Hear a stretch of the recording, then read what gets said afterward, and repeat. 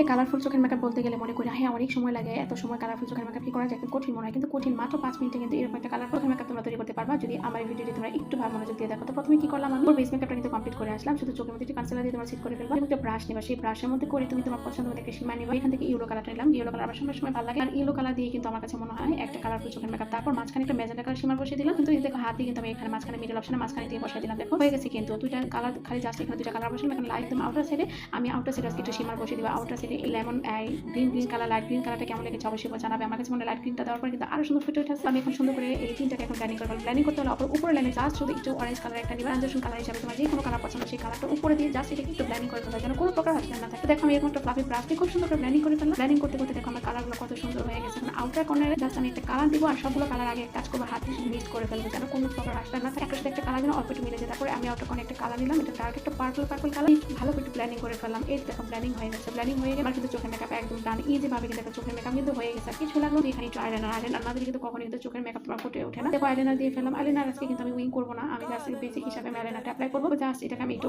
Smudge করে দিব আর কি। এখন কি করলাম, একটু ওয়েট টিস্যু দিয়ে আমি এটাকে ভালো করে ক্লিন করে ফেলেছি। যে যদি কোনো ফলো আউট হয়ে থাকে তাহলে সেটা কিন্তু এভাবে ওয়েট টিস্যু দিয়ে তোমরা ক্লিন করে ফেলতে পারো। আমি কিন্তু ক্লিন করার পর দিলাম একটু হোয়াইট কাজল। দেখো যত তুমি কালারফুল আই লুক করো না কেন, হোয়াইট কাজল না দিলে চোখের মেকআপ কিন্তু কখনোই ফুটে না। আমি এখন আউটার সাইডে লোয়ার লেসে একটু লাইট একটা কালার সারালাম, সেটা নিয়ে স্মাচ করে দিলাম, আর লোয়ার লেসে দিলাম হলো একটু অরেঞ্জ কালার। যে ট্রানজিশন কালার যে কালারটা দিয়েছিলাম সেটা এখন লোয়ার লেসে দিলাম, দিয়ে জাস্ট একটু ব্লেন্ডিং করে ফেলবো। ব্লেন্ডিং করতে করতে এখন ইনার কর্নার দিয়ে দিলাম একটু হাইলাইটার। এটা দিতে দিতে দেখো আমার কালারফুল একটা চোখের মেকআপ হয়ে গেল। মাঝখানে দিলাম ব্রাউ পয়েন্ট, একটু হাইলাইটার দিলাম, এরপর দিলাম হলো এখন ল্যাশ। যেই আইল্যাশ না করলে কিন্তু তুমি যত ধরনের মেকআপই করো না কেন, তুমি ফলস ল্যাশ না করলে কিন্তু তোমার চোখের মেকআপ ফুটে না। তো আমি করতে করতে দেখো আমি মাস্কারা দিয়ে পুরো ফলস ল্যাশটা করে ফেললাম, আর এটা ছিল আমার ফাইনাল লুক। এই মাত্র 5 মিনিটে এরকম একটা চোখের মেকআপ করো। যারা নাকি কালারফুল চোখের মেকআপ দিতে ভয় পাবে, কালারফুল চোখের মেকআপ অনেক ভয় লাগে, এটা অনেক সময় লাগে। সময় বলতে কিছু লাগে না, জাস্ট 3-4টা কালার নিয়ে একটু ব্লেন্ডিং করে ফেলবো। ব্লেন্ডিং করলে কিন্তু এরকম একটা চোখের মেকআপ হয়ে যায়। ভয় পাওয়া আপুরা আচ্ছা, যারা নাকি ভয় পাওয়া মেকআপ সম্বন্ধে কালারফুল আই লুক করতে পারবো না, তাদের জন্য তো আজকে এই টিউটোরিয়ালটি মাত্র 5 মিনিটে তোমরা কিন্তু করে ফেলতে পারো 5 মিনিটের এই চোখের কালারফুল আই মেকআপটা।